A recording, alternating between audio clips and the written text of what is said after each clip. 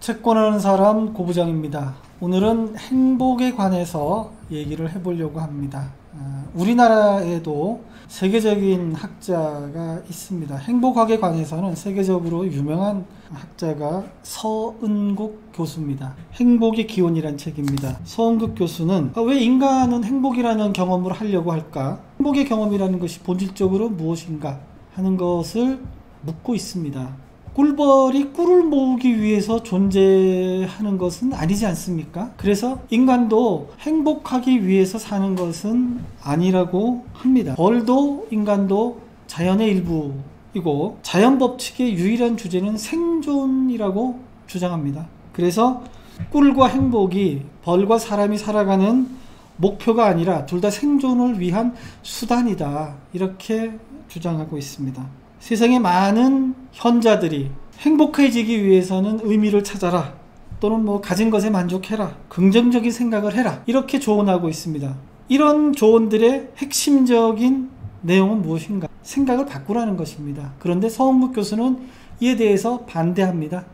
왜냐? 행복은 본질적으로 생각이 아니라는 거예요. 생각이 아닌데 생각을 왜 바꾸느냐? 그렇게 해서는 행복해지기 어렵다. 생각, 의식, 이런 것들이 과연 무엇일까요? 생각할 수 있는 능력은 분명히 인간을 인간답게 만드는 능력입니다. 그리고 우리들 스스로 이렇게 생각합니다. 내 행동의 가장 근원에는 의식이 있는 거야. 내가 생각하는 거야. 정말로 사람이 선택하고 누구를 좋아하고 무엇을 선택할 때 과연 의식에 의해서 의식이 이런 것들을 결정하는 단위일까? 서은국 교수가 반문합니다. 우리가 미팅을 나갔습니다. 또는 선을 받습니다. 또는 어떤 모임에 가서 이성을 받습니다. 그럴 때 그 이성이 좋으냐 싫으냐를 판단하는 것이 무엇일까요? 그 사람이 무슨 담배를 피워서요, 그 사람이 좀 옷차림이 좀 이상해요, 말투가 이상해요, 이렇게 얘기하지만 실제 결정하는 것은 우리 뇌에 있는 잠재의식, 아주 묘한 채취, 눈의 움직임, 그리고 그것을 아주 짧은 시간 3초 내에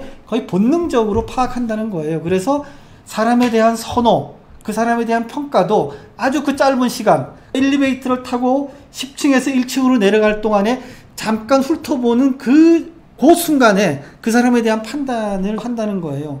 그것은 왠가? 인간이 오랜 시간 동안, 아주 짧은 시간 동안을 잠깐 보고서 이 동물이 또는 이 사람이 나에게 적인 것인가, 아군이 될 것인가에 대한 판단을 하지 않으면 살아남기 어려웠기 때문에 그 짧은 시간에 그 사람에 대한 판단, 그 동물에 대한 판단을 하는 것이 몸에 본능적으로 배어있기 때문에 지금도 그렇게 하고 있다라고 그런 것이죠. 다만 그것을 의식적으로 이거는 이런 거야 라는 사후 설명이 보완된다는 것입니다. 진화론적으로 보면은 인간이 문명인으로 산 것은 얼마나 될까요? 눈깜짝할 셉니다. 한 6,000년 정도 인지가 생겨나고 문자가 생겨나고 기록을 남기고 비로소 이성이라는 것이 만들어진 것, 불과 6,000년 정도입니다.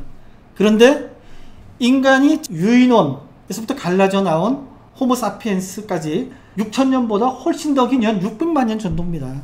세대로 따지면 문명인으로 산 것은 한 250세대고 인간 이전에 유인원으로 산 것은 약 한 30만 세대입니다. 자, 그러면은 우리한테 있는 그 본능이라는 것은 도대체 어느 쪽이 훨씬 많겠습니까? 그런 본능에 의해서 상당히 많은 것들이 결정된다. 그래서 서인국 교수는 이렇게 단언합니다. 인간은 100% 동물이다. 그렇게 봐야지만 인간을 제대로 볼 수 있다라고 서인국 교수는 얘기하고 있습니다. 진화론적으로만 보면 행복이라는 것은 그동안 우리가 아주 익숙하게 생각했던 행복과는 다릅니다. 진화론적으로 보는 행복이란 무엇인가? 생존, 욕정, 번식, 이런 본능들이 매우 뒤범벅된 매우 원초적인 감정이다, 이렇게 얘기하고 있습니다. 이런 예를 들고 있습니다. 다윈도 오랫동안 고민했던 진화론의 한 장벽이 있습니다. 공작새의 깃털입니다. 공작새 수컷은 굉장히 아름다운 깃털을 가지고 있습니다.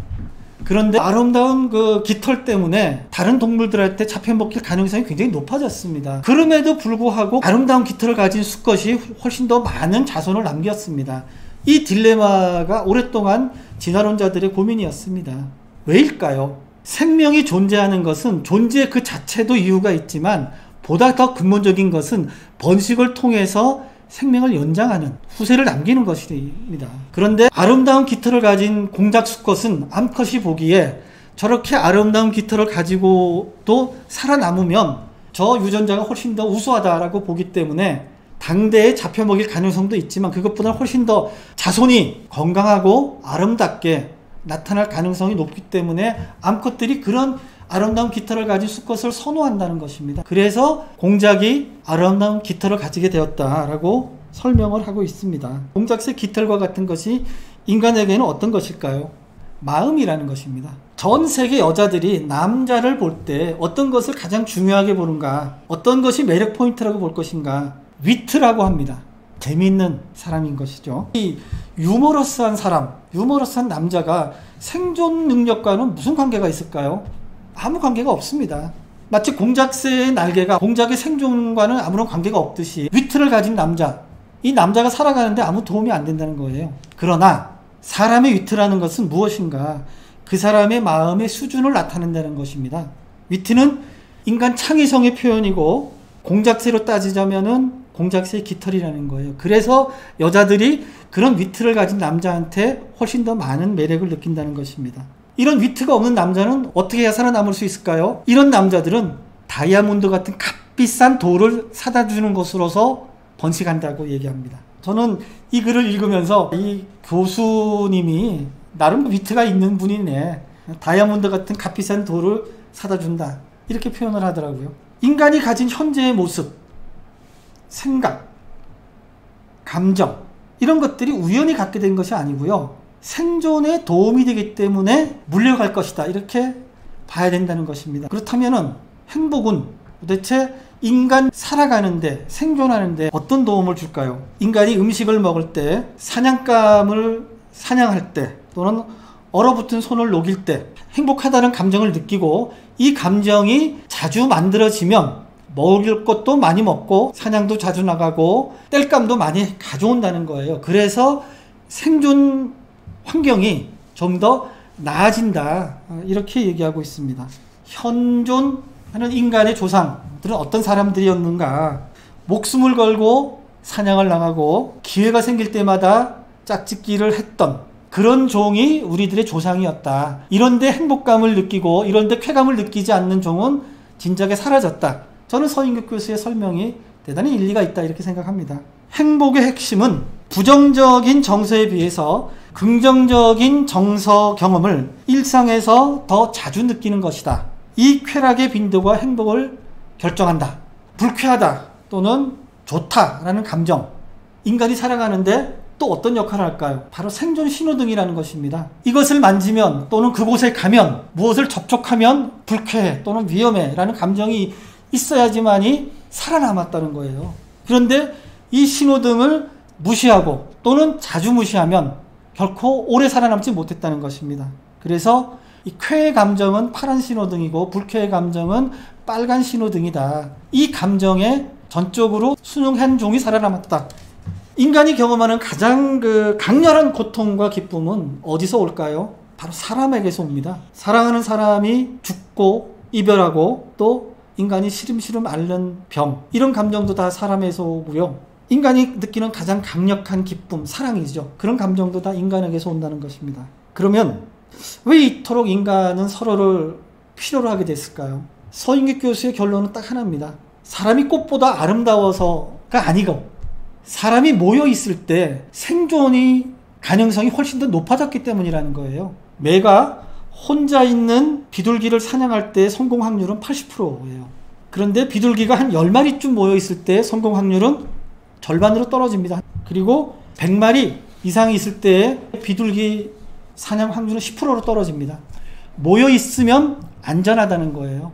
인간도 예외가 아니라는 겁니다. 그래서 인간이 인간을 좋아하고 사랑하게 되고 하는 것이 본능화되어 있는 거고, 그런 본능적인 감정이 인간이 인간과 있을 때 느끼는 행복감, 기쁨 이런 것으로 나타난다고 하는 것입니다. 집단에서 소외된 동물은 살아남기 어렵습니다. 인간도 자기가 속해져 있는 집단으로부터 왕따를 당하면 살아남기 어렵고요.